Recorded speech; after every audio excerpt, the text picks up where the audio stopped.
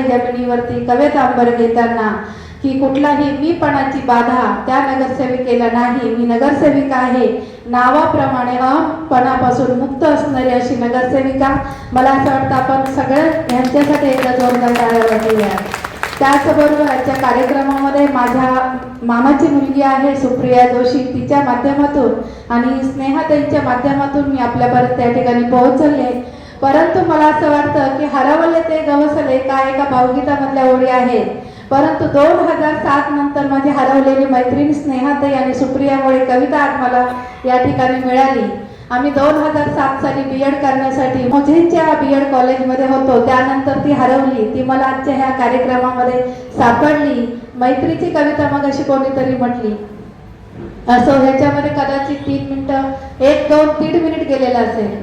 ज्ञानोबा माऊली यांच्या शब्दात सांगायचं झालं तर पुष्पा माझी पुष्प मोगरी, सुवासा माझी सुवास कस्तुरी, तैसी भाषा माझी भाषा साजिरी, माझी माय मराठी खरी. अरे पुणे हे विद्या उद्यम कला संस्कृती, इथे न काही येऊ नये, उभ्या भारताभूषण व्हावे असे आमचे पुणे. आमच्या पुणे शहरामध्ये तुम्ही नळाच्या नळला बाणाचा न उच्चार जरी थोडा चुकला तरी तुम्हाला 10 जण सांगणारे असतील की इथे तुमचा उच्चार चुकला. इथे तुम्ही प्रमाण भाषा आणि चांगली भाषा बोलण्याचा प्रयत्न नक्की करा. अशा पुणे शहरामध्ये माय मराठीला कधीही मरण नाही, कारण पुणेत हे ते काय येऊ नये असंही म्हटलं जातं. आणि ह्याचा अर्थ असा नाहीये की प्रत्येक जण आपल्या माय मराठीला जपण्याचा प्रयत्न करतो. आणि कुसुमाग्रजांच्या सुद्धा ओळी आहेत. माझ्या मराठी मातीचा लावा ललाटास टिळा, तिच्या संगाने जागतील दर्या खोऱ्यातील शिळा असंही म्हटलं जातं. आणि मला एक सांगा, इंग्रजी भाषा कालाय तस्मै नमः, काळाची गरज आहे.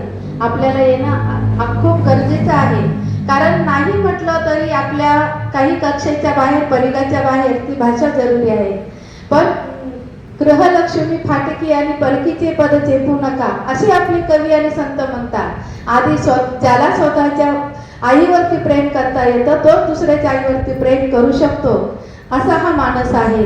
त्याच्यामुळे जर मला मराठी भाषा तुटकी पुंजी येते, आज इथं खूप आजी आजोबा आहेत बऱ्यापैकी, मला असं म्हणायचं नाही की इथे असणारे आजी आणि आजोबा माझा एखादा नातू आला, व्हॉट इज युअर नेम, तुला ते विचारतात तुझं नाव काय आहे. अरे तुम्ही कितीही इंग्रजी चांगलं येत असेल तरी सुद्धा बाळा तुला काका विचारतात, काकू विचारतात तुझं नाव काय आहे.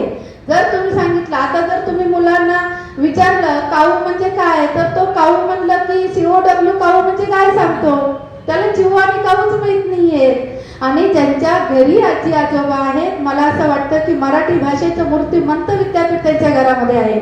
आज सुप्रिया या ठिकाणी आहे. आमचे अण्णा म्हणजे माझ्या आईचे वडील आम्हाला सांगायचे, नदी कुल वहनाने पाणी आणीत होती, शशीधर वहनाने काढिले मार्गपंथी. ह्या मोरोपंतांच्या आर्या होत्या. तानाजीचा पोवाडा, ज्या वेळेला घरामध्ये कुलाचार असायचा, नातवंडे आम्ही दंगामस्ती करायचो, त्यावेळेला आमची रवानगी कुठेतरी एका बाजूला असायची. मग पोरं खोड्या करतात म्हणून आमच्या अण्णांनी आम्हाला मोरोपंतांच्या आर्या सांगायच्या, कविता सांगायच्या, पोवाडे सांगायचं. खरं तर हे उत्तरदायित्व मला असं वाटतं की आजच्या कार्यक्रमामध्ये बरेच आजी आजोबा इथे आहेत. ही जबाबदारी तुमच्यावरती आहे. तुम्ही इंग्रजीच्या माध्यमातून जरूर शिकवा, पण माझ्या मुलाला, माझ्या नातवाला मला त्याहीपेक्षा प्रमाण भाषा, शुद्ध भाषा, असं नाहीये की प्रमाण भाषा आणि शुद्ध भाषाच यायला हवी. हा सुद्धा एक मानस आहे. वराडी भाषा तेवढीच गोड आहे, बेळगावकडची भाषा तेवढीच गोड आहे. प्रत्येक भाषेचं ओजस्वी लाघवी सौंदर्य सुद्धा तितकंच सुंदर आहे. त्याच्यामुळे प्रत्येक भाषेला त्या त्या पद्धतीने न्याय मिळाला पाहिजे आणि प्रत्येक भाषेची महती आहेच आहे. आजही मी या ठिकाणी जर तुम्हाला म्हणायला गेले की आज इतक्या मैत्रिणींनी या ठिकाणी वेगवेगळ्या कला सादर केल्या. अगदी घरातल्या घर कामापासून रोज गृहिणीला पडलेला प्रश्न आहे की सांगा मी काय करू. त्याच्यामध्ये भाजीचा प्रश्न आला, कोणीतरी लांब गेलेल्या माझ्या मुलाचा घाऱ्या उडते आकाशी, चित्त तिचे पिलांपाशी. दुसरं जर तुम्हाला सांगायचं झालं तर मधुमागशी माझ्या सख्या परी, हे जेव्हा तुम्ही भारत आंबेंचं गाणं ऐकता, परंतु तुम्हाला ह्या गाण्याचे या मागची पार्श्वभूमी तरी काही माहिती आहे का? पुणे महानगरपालिका मराठी भाषा संवर्धन समिती अनेक उद्यानांमध्ये आमचे साहित्यिक कट्टे, मुक्ताताई आज या ठिकाणी आहेत, मुक्ताताईंना निश्चित माहिती आहे. बऱ्याच वेळेला आम्ही फोटो लावतो, गदिमांचं लावतो, व्यंकटेश माडगुळकरांचं लावतो, प्रत्यात्रेंचं लावतो.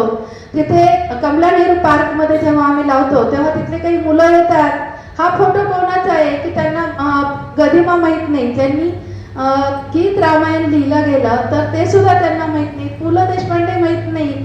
मला सांगा, ही आपली श्रीमंत असणारी आपली खानदानामधील ऐवज आहे की त्यांच्यामुळे ही आपली परंपरा आहे. जसं आपल्या वंशावळीला महत्व आहे तसं माझ्या मराठी भाषेच्या तुंग वंशावळीतील हे मोती आणि हिरे आहेत, त्यांची ओळख जर आपण नाही केली तर माझ्या मुलांना कशी होणार आहे. आजही आम्ही गोडवे गातो, परंतु आम्ही इंग्रजीवरती जास्त प्रेम करतो.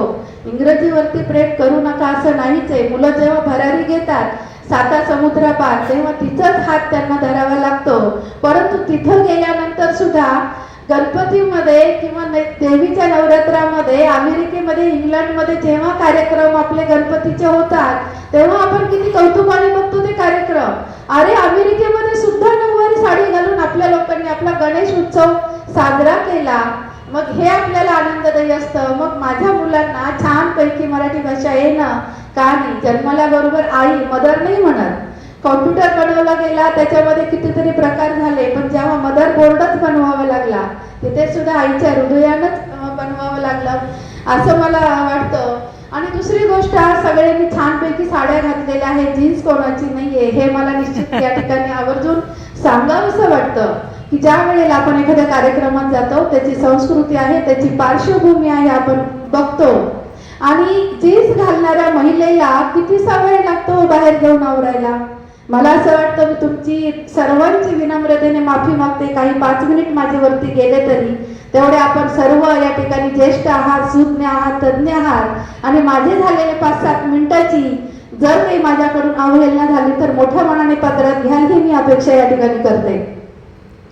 तर मला सांगा कितीसा वेळ लागतो. इथं बऱ्याच जणी आज साडी घातली तरी जीन्स घालणारे असतील, फार फार तर 10 ते 12 मिनिट आपल्याला खूप झाले. परंतु आज ज्यांनी सालंकृत आपण ज्याला म्हणतो की साधा शृंगार करायचा आहे, नऊवारी साडीमध्ये आपल्याला 52 कशी सोनं ज्याला जर घालायचं असेल तर त्याला निश्चित वेळ लागतो की नाही. नथनी आली, फुगडी आली, जे काही आपले शृंगार आहे, आणि असं म्हणतो की स्त्री ही साडीमध्ये अतिशय सुंदर दिसते, आणि त्यात जर नऊवारी असेल तर वाह वाह क्या बात है. तर मग हे असेल, मग जीन्स मधल्या महिलेला 10 ते 12 मिनिट लागतात. ह्याचा अर्थ नऊवारी साडी जर सालंकृत आपल्याला पारंपरिक वेशभूषा आपल्याला कधीही माता जिजाऊ कधीही सहावार साडीमध्ये किंवा ड्रेसमध्ये बघायला आवडेल का. त्या आपल्याला नऊवार साडीमध्ये त्याच पेहरावामध्ये आपल्या डोळ्यांना सवय झाली, आणि त्याच पेहरावामध्ये त्या सुंदर आणि बालेदार पण दिसून येतात. मग कुठलीही स्त्री त्याच पेहरावामध्ये सुंदर दिसून येते.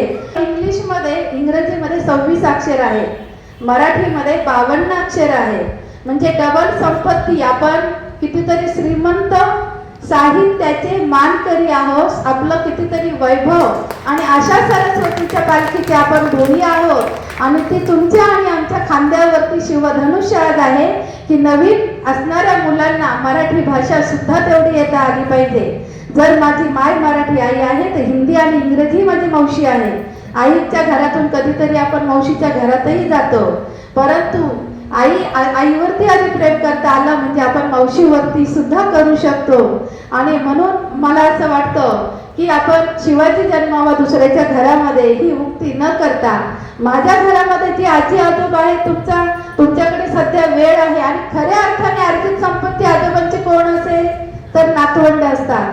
तुमच्याकडे वेळ आहे कर्मधर्म संयोगाने.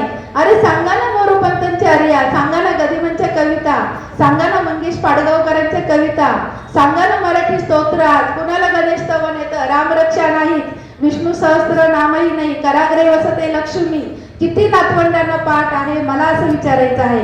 हनुमान स्तोत्र आहे, मारुती स्तोत्र आहे, हनुमान चालिसा आहे, कुठे कुणाला माहित आहे.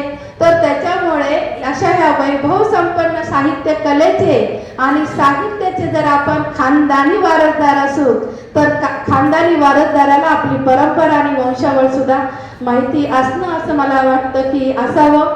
असं जास्त काही वेळ घेत नाही, कारण दिलेला वेळ, कारण पुणेकर वेळ निघून गेल्यावर थांबण्यासाठी सुद्धा टाळ्या वाजवतात, आणि हे मला ज्ञात म्हणजे निश्चित आहे. अजून तुम्हाला मी सांगता सांगता एक संदर्भ माझा सुटला आणि ते सांगून मी आपली रजा घेते की नववधू प्रिया मी बावरते.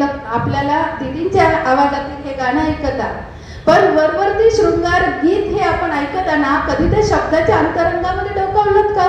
कधी ते शब्दाच्या गतितार्थाकडे गेलात का? चंदनाचे झाड तोडताना वरती सुगंध येत नाही, खाली सुगंध येत नाही. जिथे चंदन असतं मध्यभागी तिथेच ते गंधाळतं. ज्या वेळेला तुम्ही शब्दांवरती सुद्धा फुलपाखरू आपण पकडायला जातो, फुलपाखरू तर येत नाही पण हातावरती रंग मात्र आपल्या निघून जातात. त्याच पद्धतीनं जर तुम्ही शब्दांमध्ये डोकवायला गेला, तुम्हाला कुठेही मेडिटेशन करायला जायची गरज नाही. मी हे 100% सांगू शकते. शब्द शब्द काहे को कहे, शब्द के हात ना पाव, एक शब्द घाव करे दूजा करे मला. किंवा मी असंही म्हणेन की शब्दात निखारा फुलतो, शब्दात मन हळवे झुलते, परी शब्दांशी खेळताना शब्दांचे भान असावे लागते. त्याच्यामुळे कधी शब्द आपल्याला त्याला रंग नाही, रूप नाही, गंध नाही असं म्हणता येत नाही. शब्दांना रंग आहे, शब्दांना रूप आहे, शब्दांना गंध देखील आहे. कोणाच्या मनात उतरायचं का कोणाच्या मनातून उतरायचं हे तुम्ही नाही ठरवत. तुमच्या वाणीमधून निघणारे हे अमूर्त असणारे शब्द जेव्हा बोलतात तेव्हा मूर्त स्वरूपात हे हृदयी त्याची जागा घेतात. मग मनामध्ये उतरायचं का मनातून उतरायचं हे मात्र आपण ठरवलं पाहिजे. म्हणून मधुमागशी सख्या परी हे भारत आंबेंना एका श्रोत्याने पत्र